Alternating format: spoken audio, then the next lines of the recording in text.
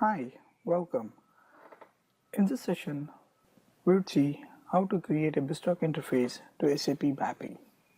Some of the tasks that we need to perform to achieve the BizTalk request response pattern to SAP BAPI are: first, create an empty BizTalk project, add SAP artifacts using consume adapter wizard, organize artifacts and create orchestration, deploy BizTalk application, apply bindings, and test our application. Before we start, the information required for the demo are the BAPI names that you would want to connect and the username password with the privileges to access those BAPIs and SAP connection information. For this demo, we would use username and password and SAP connection information presented in the slide. Here is the high-level diagram explaining the pattern we are going to demonstrate next. Here, BizTalk acts as a middle layer. It receives the request from the legacy apps and sends it to the BAPI. And the response received from BAPI is again sent back to the legacy app. Things to note: it is completely request response pattern, and here the legacy apps, which are external systems, are the caller and SAP is a service provider. BizTalk is just a middle layer which does the workflow, transformation, request and response routing. To save time, I've already created the empty BizTalk project. Now let's take a look at how to create schemas using consume adapter service wizard. Once you have your BizTalk project ready, right-click, build, add generated items, consume adapter service. You would be taken to this wizard. Choose SAP binding and copy-paste the connection information you have and click configure. Once you get the configure adapter dialog, enter your username, password.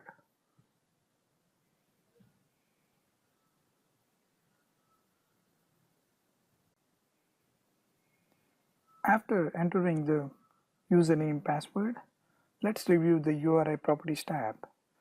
It should pretty much be the same as what you have entered in the connection information because it's auto-populated. Now let's click connect to test the connectivity. If your user has enough privileges, then you should be able to access the SAP objects. Let's take a moment to explore the different kind of objects such as RFCs, IDOC, BAPI, and TRFC. Now for the demo purpose, I'm going to look for a specific BAPI called BAPI bank change. And make sure that you look under the category RFC. You should be able to find it either in BAPI or RFC. And I'm going to look for the second BAPI called BAPI material get detail. The difference between these two BAPIs are BAPI material get detail will get you the information from SAP database, and BAPI bank change will update the information into the SAP database. Once we have selected these two BAPIs, make sure to enable generate unique schema types and enter the file name prefix as suitable. You should be able to see the schemas that the wizard automatically generated. Now I'm going to organize the schemas into the folder structure that I can better understand. And we don't need the custom binding info XML for now. We would need that during deployment. Alright, now let's explore the schemas better. The SAP wizard would have created two schemas, one with the message contracts and other with the types that is being used in the message contracts. Now in the message contract schema itself, you'd see 4 types, which are BAPI bank change, request, BAPI bank change response. Notice that there is no explicit request here. These schemas are very typical to any auto-generated schema. And the type itself doesn't look so reader friendly, but these are internally referenced and we do not want to play around or touch with it. Now let's create orchestrations. Right click, add new item,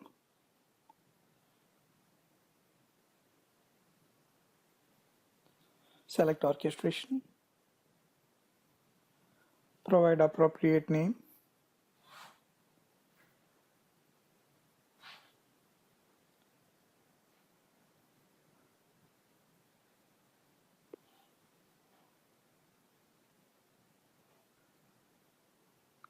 I'm going to create one more orchestration for BAPI bank change as well. We're going to copy paste most of the items from the other orchestration later, but let's start with BAPI bank material. We're going to create a receive shape, configure a receive port, and this receive port would be a request response port, which would get the request and send the response back to the caller. And this orchestration would consist of the workflow to connect with SAP and generate the response item and propagate back to the caller.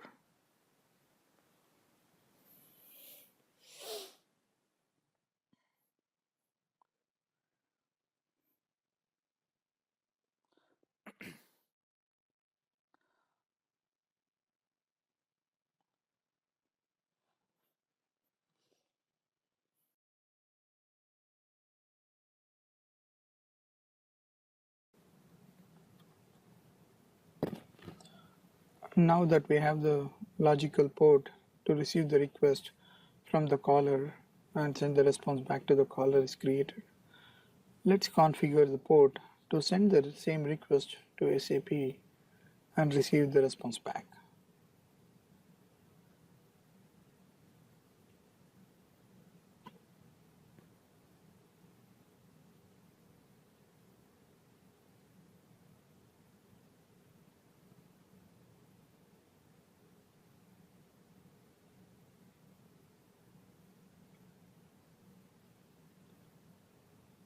Notice that I chose a configuration that I will be sending the request and receiving the response for this port. Now let's create the send shape. One pair of receive and send shape to receive the request from the caller and send the response back, and other pair to SAP.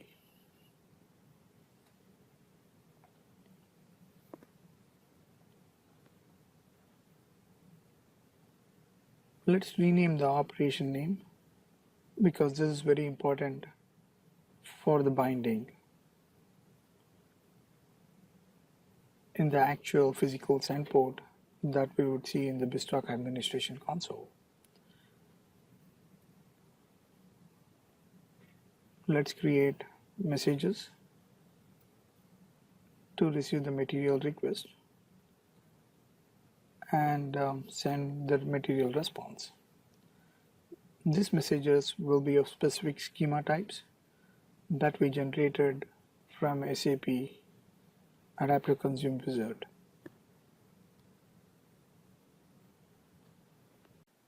I'm going to select the appropriate schemas. In this case, get material detail and get material detail response.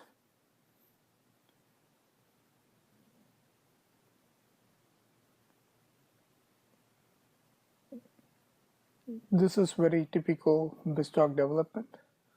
Here what we are trying to achieve is the orchestration would be later exposed as a web service, or rather a WCF service, and once the WCF service receives a request from the caller, it would directly propagate it to SAP.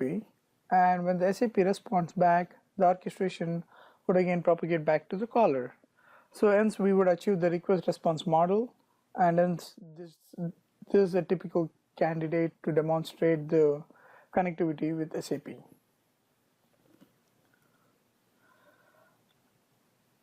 Now I'm going to put this in a little bit of logging here, just to know where we stand when the request comes in.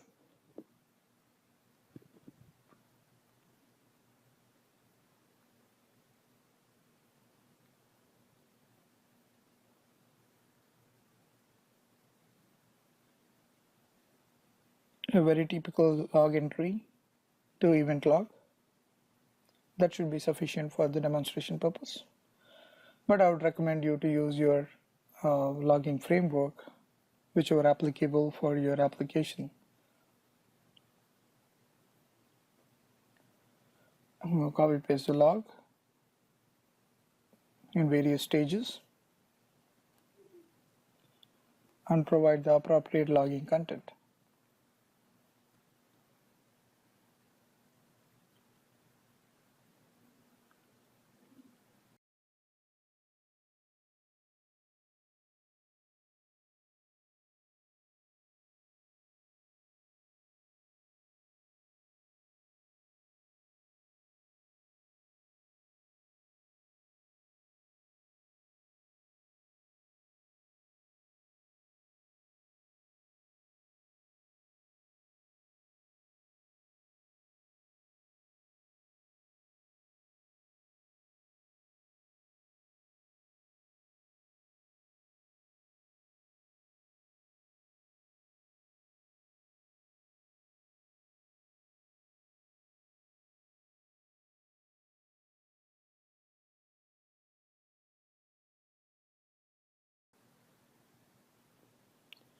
Now let's build the project to check if everything is all right.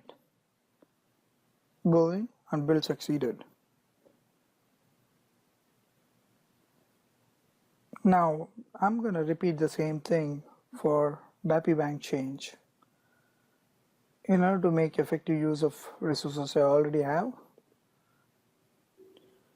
now let's rename the shapes to make it more readable.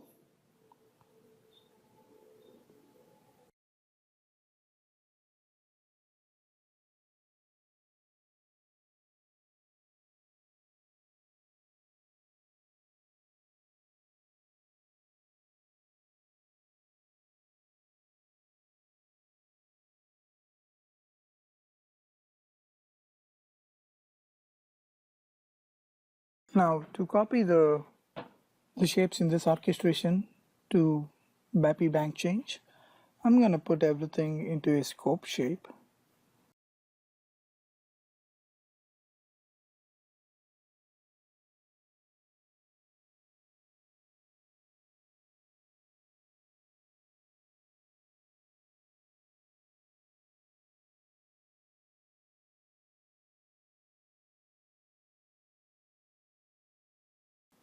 And I'm going to copy the entire scope shape and paste it in BAPI bank change orchestration.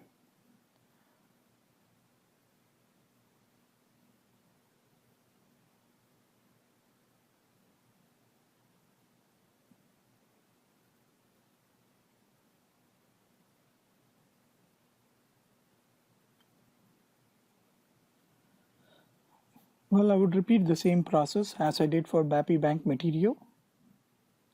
Create a new configured port, create the port types, and the only difference is this time it would be pointing to BAPI bank change schemas rather than BAPI bank materials.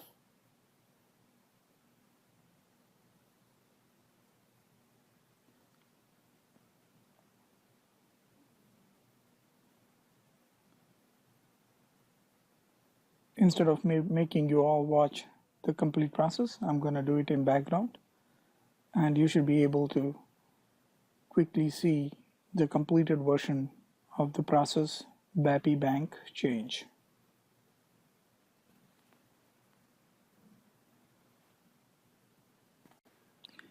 As I explained earlier, we are creating the messages and message types pointing to the bank change.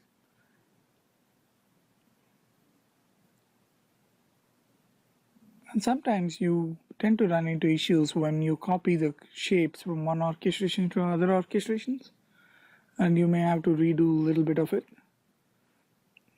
So in my case, I did run into some issues, but those were minor issues that you could correct it with deleting and recreating the messages and shapes in some cases.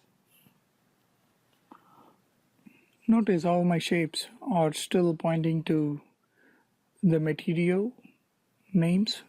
For example, send material response, send material request. I'll be changing all of them soon to BAPI bank change.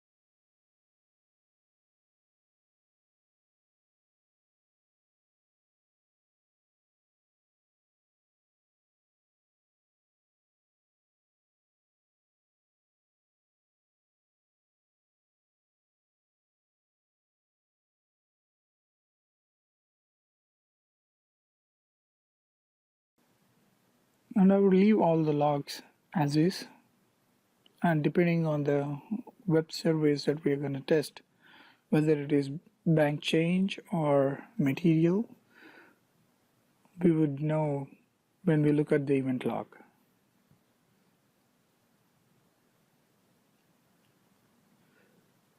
Well, that's good. We now have two working orchestrations.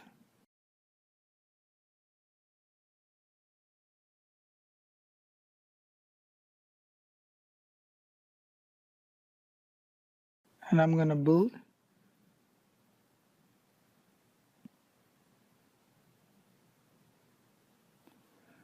Make sure the build is succeeded. And now it's ready to be deployed, but you need to do one step. That is, check the properties of the project. Make sure it is pointing to your local machine.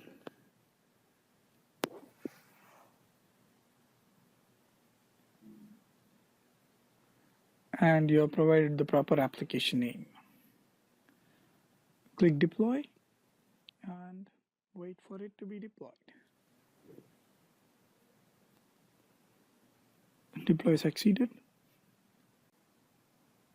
Now let's go to BizTalk administration console and make sure your application exists with the orchestrations. And now we are going to import the binding file that we had excluded from the project earlier. This binding file is important because it automatically creates the send port to connect with SAP. All you have to do after importing the binding is to enter the username and password in your send port, and you'll all be set to connect with SAP. See, wasn't it so simple? Wait for bindings to be applied.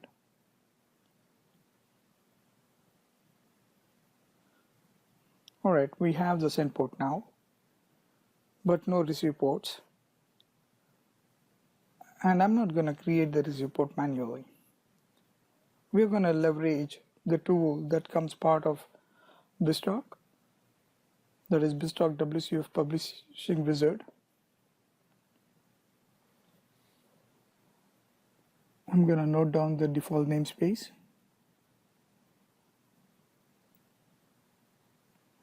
And for demo purpose, the WCF basic HTTP should be sufficient.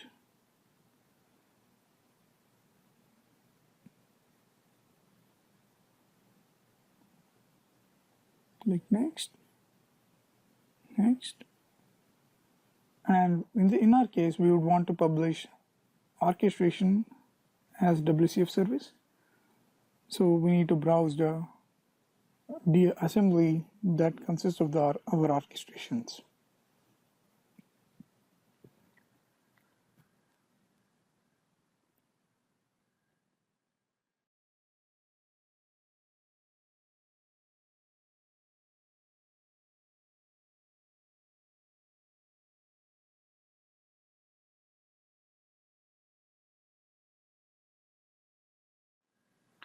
I would want to merge all ports into one web service, rather WCF service. So I'm going to provide the namespace appropriate to this service.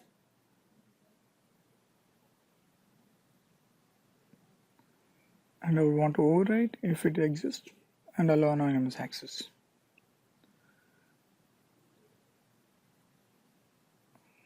Once we finish this wizard, it would have created the web directory in my IIS, as well as it would have created a receive location. So basically it has provided a web endpoint to my receive location in BizTalk server.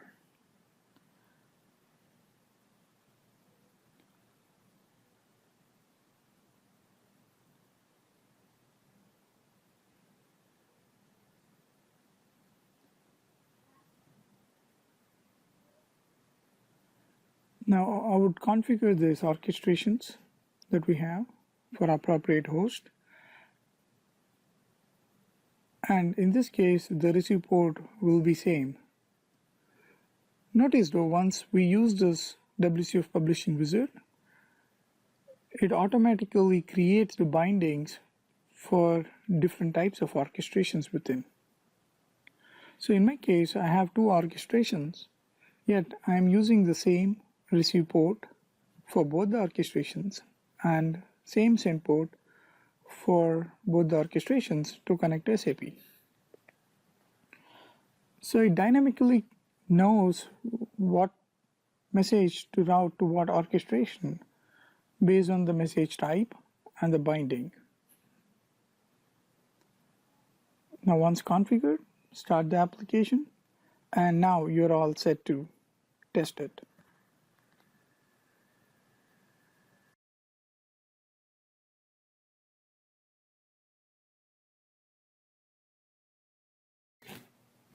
Now let's test the BizTalk interface with SAP. And I'm going to use the tool called WCF Test Client to test our orchestration exposed as WCF service. So you can trigger the WCF Test Client by just typing WCF Test Client in command prompt along with the web server WCF service URL.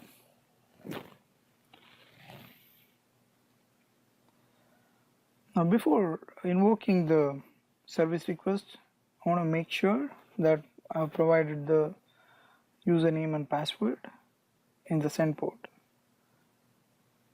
Notice when you just deploy the application from Visual Studio, this information would not get propagated because of security reasons. You want to put your SAP username and password under Credentials tab.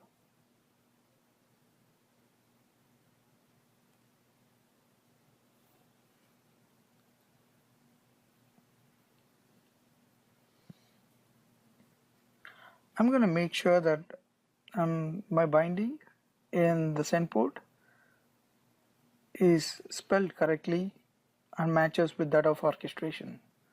This is very crucial, otherwise you may run into issues. And finally, want to double check and ensure that the property for BizTalk compatibility is set to true.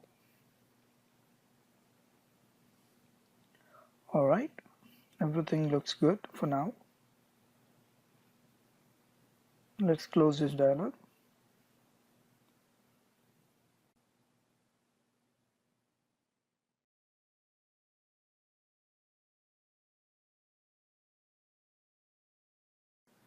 Now let's go back to WCF test client wizard and enter the material number that's provided by the SAP developer, and we should see something back from SAP, and this is it. This is the test data, but still, it gives us an assurity that the connectivity to SAP was successful. So one thing I would like to mention to you at this point is making a connection with SAP is simple, provided you have all the details necessary. So we are testing the BAPI bank change, and it does the same. It goes all the way through and it updates a record in SAP. In this case, when I change the bank key, it provided error, which means that as the request made all the way through SAP, and it gave the response back with that error. And finally, just double check, no suspended messages in BizTalk, and I could see the event logs as we had programmed.